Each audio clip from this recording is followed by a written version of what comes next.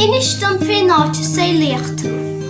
Aintí Caitlín Shéaghdha Fós mas mahóri Chicago. Mike agus Mary nain me vi mas mahóri.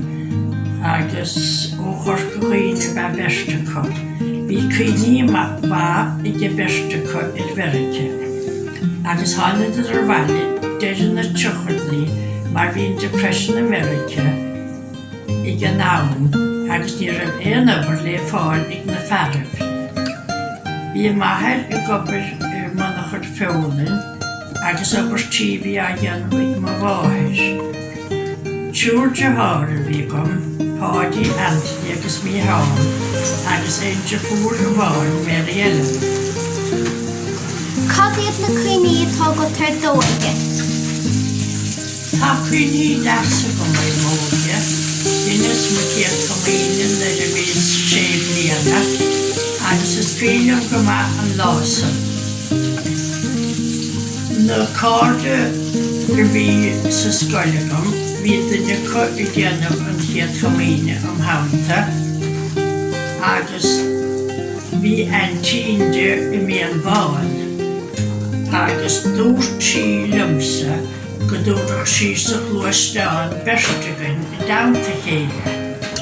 Bhí mar a thar mí hall I gceanamh chiad chomaoine an lá céanagam, agus fuair na báthir an póní agus a chast, agus chudbe sí beisteagain isteachán, agus lig sí amach mise I gcetig eilíd. Agus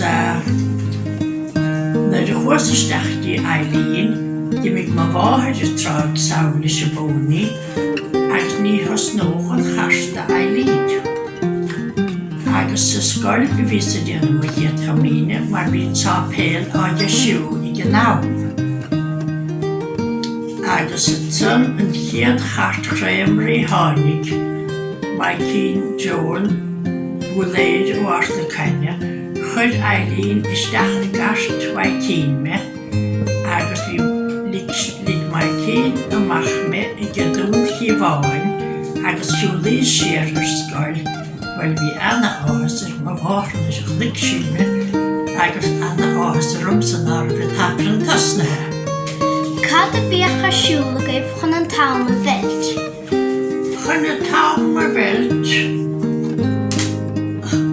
fadó I gnáam éon duine gur feidirmige, bhí draban a bheag léidianamh a cuirt na rucadí seo scoil, chaidiste na tían na gabhain agus cabhrú leo chun bainne thuachtas na gabhainna, agus Bí a thuachtas na ceascas na sicíní, agus an tyn an cahab aimse bhí chugainn, bhí mis a rionce uaireanta heimistí céilí an ráig, agus bhí céilí a gcuin náranlaes sa scoil, bhí bert chalíní a bhí a rangan na ní sinne ná sin a múne na céilí a dúid. Agus bhí anna spóirte in na deantar. Conna sa bhí de léitheanta ar scoil. Go minic nuair a héin ar scoil, bhíoch an lá fluch, agus ní raibh éon slíogainn chun sin na héin, ní raibh éon tas sa scoil a chabháin tinne oscailte. So chuirtaí suas an aice leis I duine sin, agus bheadh stíimi teacht amachas ar go déanaigh, agus beidir chun na mís deirtíolann na bróga bhain dúin, mar bheadh sé bídí fluchaiste dúnta, agus na bheadh sé tiirimid san chuid mís a rinead, agus sa dhíre gaimís cócó, agus bolín sa scoil, agus subhais. Céntais tuige bhíogaibh? Tuig á stór bhíge maithir, a thóg maithir in áit na caine, na bhí mar beag, mar bhí an tuig tír bachta róch sína agus ró beag dúid. Cad a haithinn leat ar scoil? Mevrouwem i Ritheadh. Bhailim a bheith gobarléire ibhreacha. Bhailim ná na litreacha.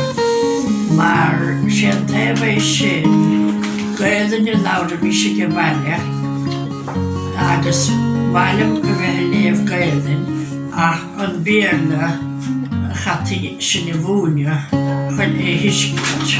Cad iad na difríochtaí is mó idir ort na cailenis agus nuair bhís óg. Na a bhís óg, bhí lán tuthe ann, agus a bhór nó caithfh aimsire héimiist go dtí na córsan. Na a bhís óg, agus go dtí greimlénithe go nídún, go dtí rándún, bhairnta bheith ímir, bhairnta bheith subair, bhairnta bheith siúclair. Caithna chuig tú thar leir don chiadúir. Chuas thar leir don chiadúir na a bhís bliana fiche. Chachas bliana Chicago agus bhuina na Hanimras. Bhís a gobar nefid, agus bhí cúrsa déanta gom le clia, cúrsa camtameter, meisi se camtameter go míon ibhreacha agus bhís dhéanamh san feadh bliana.